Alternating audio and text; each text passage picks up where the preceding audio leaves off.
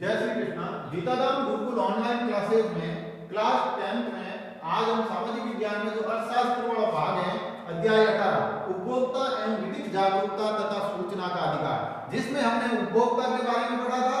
विधिक जागरूकता क्या है, कौन कौन से हैं जो प्रोग्राम चलते हैं, किस तरह से लोगों को कानून के बारे में जागरूक किया जाता है, ये पढ़ा था।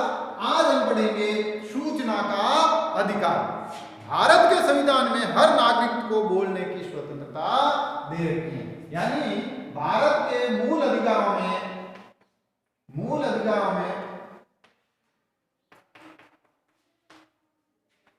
वाक स्वतंत्रता है। क्या है? वाक स्वतंत्रता दे रखी है, अर्थात बोलने का हक सभी को दे रखा है। जनता टैक्स देती है, इसलिए जनता को ये जानने का अधिकार है कि उसके द्वारा चुकाई गई रकम सही कार्यों में लगी या खर्च हुई या नहीं। अब हम क्या है कि सूचना के अधिकार का मुख्य उद्देश्य यह है कि जनता टैक्स देती है, क्या देती है? कर देती है। क्या देती है? कर देती है। तो उस कर का है जो कर से सही खर्च हुआ या नहीं, खर्च हुआ या नहीं, ये जनता को जानने का अधिकार है। भाई मैंने पैसे दिए हैं तो मैं जान सकता हूं कि मेरे पैसे खर्च कहां हुए, किस तरह से उन्होंने खर्च किए, कामों की गुणवत्ता कैसी है, सरकार के प्रति जनता की जवाबदेही है या नहीं, किसी भी नागरिक द्वारा मांगने पर सरकारी अधिकारी या कर्मचारी द्वारा सूचना देनी होगी।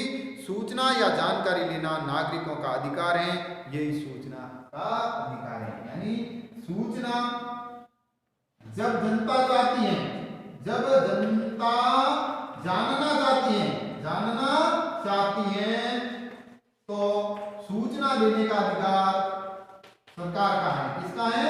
सरकार का है, और यही सूचना का अधिकार कहलाते हैं। तो इसी के लिए सरकार ने एक कानून बनाया है, जिस कानून का नाम है सूचना का अधिकार। क्या है? सूचना का अधिकार अधिनियम 2005। सूचना का अधिकार अधिनियम 2005 में ये लागू हुई। क्या हुई?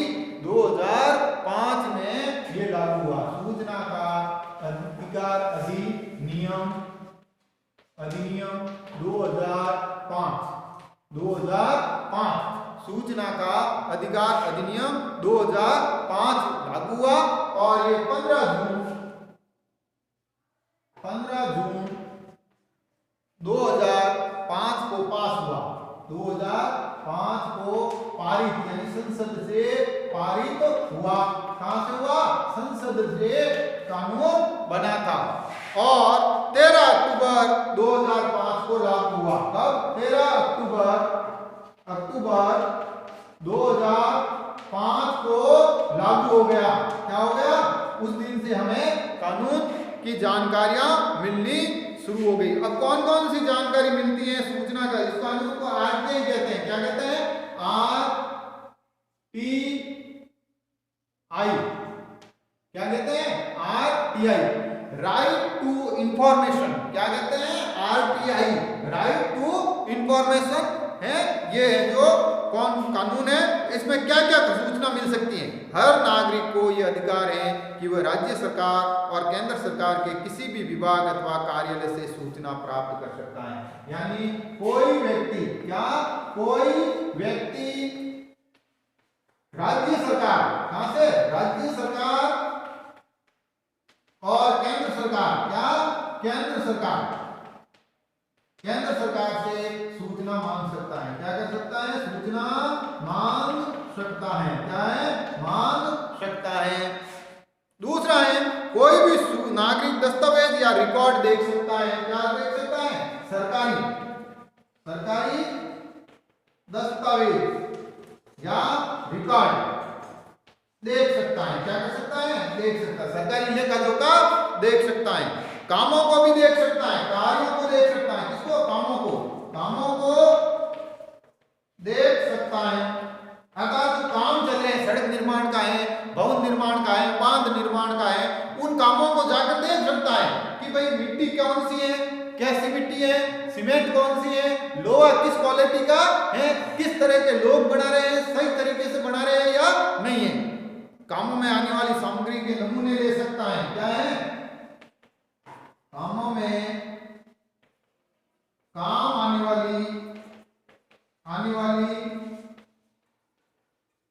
सामग्री, सामग्री के नमूने, क्या नमूने ले सकता है, क्या ले सकता है, नमूने ले सकता है। अर्थात वो ये काम के जो हो रहे हैं कि कंकरी कैसी है, सीमेंट कैसी है, बजरी कैसी है, रेत कैसी है, लोहा कैसा है, घटिया निर्माण नहीं करवा सकता है। कंप्यूटर सीडी या फ्लॉपी से भी सूचना ले सकता है, यानी नए माध्यम से भी सूचना ले सकता है। और मजदूरी के मस्ट्रोल, लॉग बुक, टेंडर के दस्तावेज, केस बुक, विभाग की योजनाओं की आदि की भी जानकारी ले सकते हैं। यानी वो कंप्यूटर संबंधी, कंप्यूटर संबंधी और मजदूरी संबंधी, कौन से, मजदूरी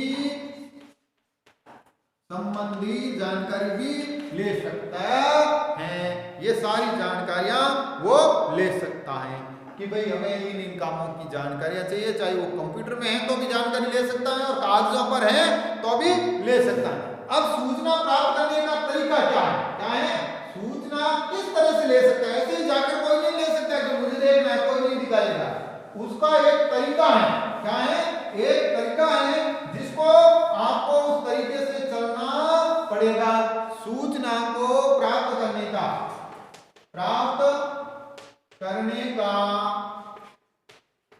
तरीका, सूचना को प्राप्त करने का तरीका।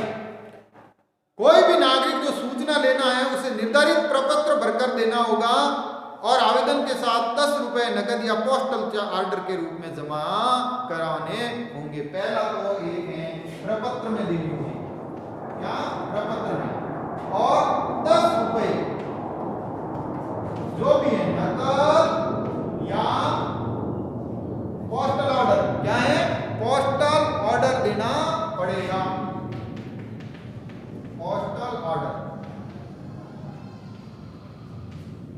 अर्थात या तो 10 रुपए नकद या टिकट लगाना पड़ेगा 10 रुपए का।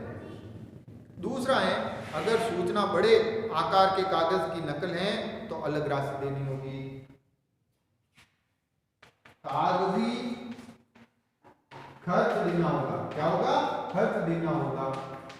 कैसे देना होगा, कितने पन्नों में चाहिए, बड़े पन्नों में चाहिए तो उसकी प्रिंटिंग का खर्चा अपना को खुद को देना होगा। सीडी और फ्लॉपी के लिए 50 रुपया, सीडी या फ्लॉपी के लिए 50 रुपए देने होंगे। अगर आपको वो सूचना उसमें चाहिए तो 50 रुपए देने होंगे।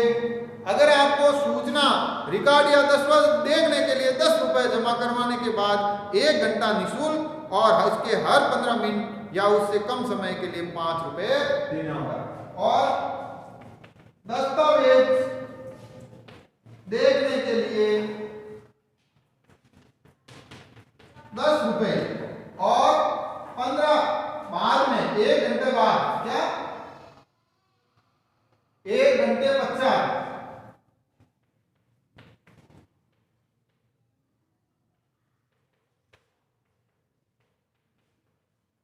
प्रत्येक 15 मिनट के लिए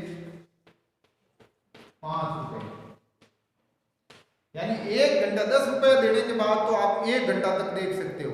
लेकिन आगे और देखना है तो प्रत्येक 15 मिनट के लिए 5 रुपए, यानी हर घंटे के 20 रुपए देने होंगे।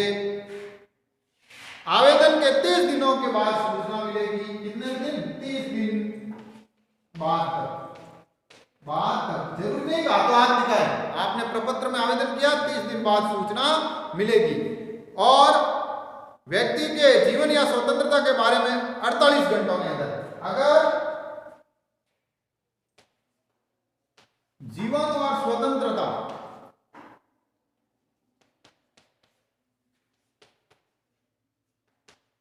संबंधी, किसके, व्यक्ति के स्वतंत्रता संबंधी है तो 48 घंटों में। इधर देखो, अगर वो कोई सूचना किसी व्यक्ति के जीवन से जुड़ी हुई है या किसी की स्वतंत्रता से जुड़ी हुई है तो सामने वाली पार्टी को 48, यानी सरकार को 48 घंटों के अंदर अंदर सूचना देनी होगी। उस पर यह 30 दिन का नियम लागू नहीं होगा। सहायक सूचना अधिकारी 35 दिन में सूचना मंगवा कर देगा। सहायक सूचना अधिकारी 35 दिन में। कैसे? जो सूचना का अधिकारी है वो 35 दिन में सूचना देगा। कैसे? पहले तो वो किसी से मंगवाएगा, डिपार्टमेंट से, फिर वो अपने पास मंगवाएगा, फिर आपको देगा, तो वो उसको 35 दिन में देनी होगी। और इस अवधि में सूचना, समय सीमा की अवधि में सूचना न मिलने पर सूचना देने से इनकार कर माना जाएगा।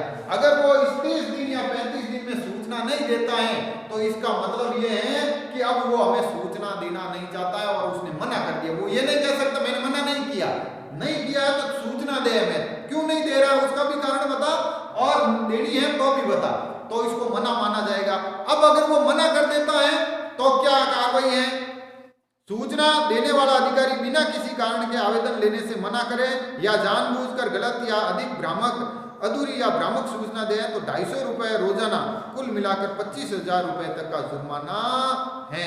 यानी अगर कोई बंदा सूचना नहीं देता है या आदि अधूरी गलत सूचना देना, गलत या भ्रामक या अधूरी सूचना पर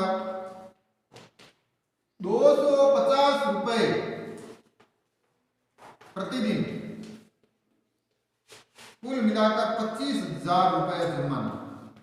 यानी जितना दिन वो सूचना नहीं दे, एक दिन लेट है 36वें दिन तो 36वें दिन उनमें तो 250 रुपया फाइन लागी, 35वें दिन है तो बड़े 250 रुपया फाइन लागी, 38वें दिन उन पर जो सूचना देने वाला अधिकारी है ना उस पर ये चार्ज शुरू हो जाएगा और इसके बाद आगे भी उसके खिलाफ कार्रवाई की जाएगी। अब वो कौन कौन सी सूचनाएं हैं जो हमें सूचना मिल सकती है, कहां कहां से सूचना मिल सकती है, कौन सी सूचना नहीं मिल सकती है, यानी इस सूचना के अधिकार में कौन कौन सी ऐसी बातें हैं जिनकी सूचना हमें नहीं दे सकते। सीधा ही पहले मना कर देंगे साहब ये बात आपको नहीं मिलेगी। सूचना के अधिकार में कौन कौन सी सूचनाएं हैं जो नहीं मिल सकती हैं? क्या है? नहीं मिल सकती हैं। क्या है? सकती हैं, नहीं मिल सकती हैं। पहली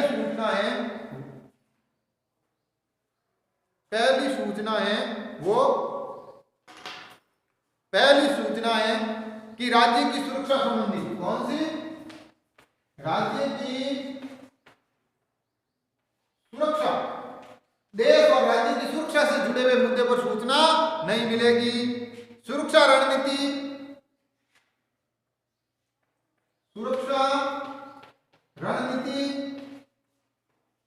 आर्थिक और विज्ञान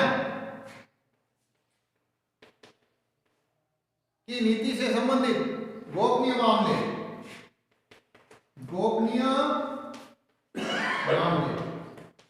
अर्थात देश की आर्थिक पॉलिसी से जुड़े हुए मामलों की सूचना नहीं मिलेगी और विज्ञान के गोपनीय मामले अर्थात जो हमारे आविष्कार हैं चाहे वो किसी भी क्षेत्र में है उसकी सूचना नहीं मिलेगी। विदेशों से प्राप्त सूचना, विदेशी गोपनीय सूचना, जिन देशों से हमारे समझौते हो रखे हैं उन देशों के समझौते होने के साथ ही गोपनीय सूचना के अधिकार में जो जो चीजें आ रही हैं उसकी है जो आरटीआई नहीं मिलेगी। न्यायालय, संसद व विधायिका के हनन के मामलों की सूचना नहीं मिले। अगर किसी बंदे ने न्यायालय का हनन किया है, संसद के किसी का नियमों का हनन किया है या विधायिका के किसी नियम का हनन किया, उसकी सूचना नहीं मिलेगी। इसके साथ ही गुप्तचर ब्यूरो, सीमा सुरक्षा बल, अपराध की सुरक्षा को खतरा या गुप्तचर इंटेलिजेंस, सीमा सुरक्षा बल बीएसएफ और अपराध से जुड़ी सुरक्षा, इन चीजों के मामले में नहीं मिलेगी। और सेना की तो पहले ही आ गई है, सुरक्षा की रणनीति से संबंधित नहीं मिलेगी। इन चीजों की सूचना नहीं मिलेगी। अब हम चाहते हैं सूचना, तो कौन सी सूचना कहां से मिलेगी? तो ग्राम पंचायत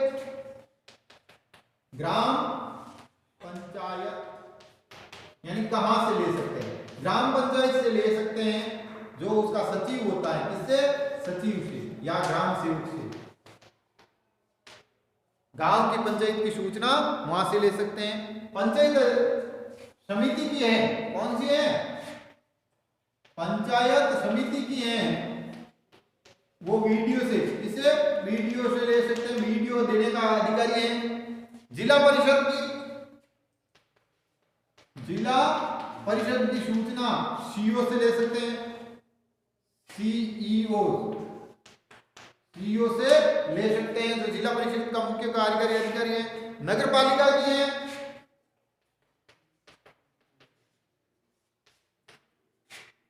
वो है जो अधिशासी एम से अधिशासी अधीनता से ले सकते हैं। और राज्य सरकार द्वारा सहायता प्राप्त संस्था में, राज्य सरकार से सहायता प्राप्त संस्था, जो एनजीओ है या राज्य सरकार जिसमें हेल्प देती है, उसमें मुख्य कार्यकारी अधिकारी से ले सकते हैं, उसके सीईओ से ले सकते हैं। उसी के साथ है जो विश्वविद्यालय में कुल सचिव से, विश्वविद्यालय में कुल सचिव से, विश्वविद्यालय में कुल सचिव से, जहां कुल सचिव लगे हुए सेक्रेटरी, वो उनसे, और सरकारी विभाग में विभाग का अध्यक्ष से, सरकारी विभाग में विभागाध्यक्ष से सूचना ले सकते हैं। और शासन सचिवालय में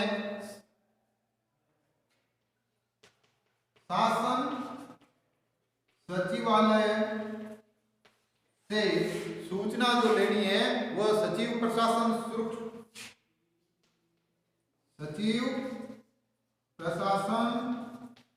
सुधार विभाग से आप जो सूचनाएं ले सकते हो। अब वो कहते हैं कि अगर आपको सूचना नहीं मिली है तो लोक सूचना अधिकार के 30 दिन के भीतर उच्च अधिकारी को, यानी उसके ऊपर वाले अधिकारी को शिकायत कर सकते हैं। और ग्राम सेवक की अपील सरपंच को, विकास अधिकारी की प्रधान को, अतिरिक्त कलेक्टर की अपील जिला कलेक्टर को, और 30 दिन में सुनवाई नहीं होने पर दूसरी अपील राज्य सूचना आयोग में कर सकते हैं। तो आज आपका ये पाठ पूरा हुआ। कल हम इसके प्रश्न उत्तरों पर चर्चा करेंगे। धन्यवाद।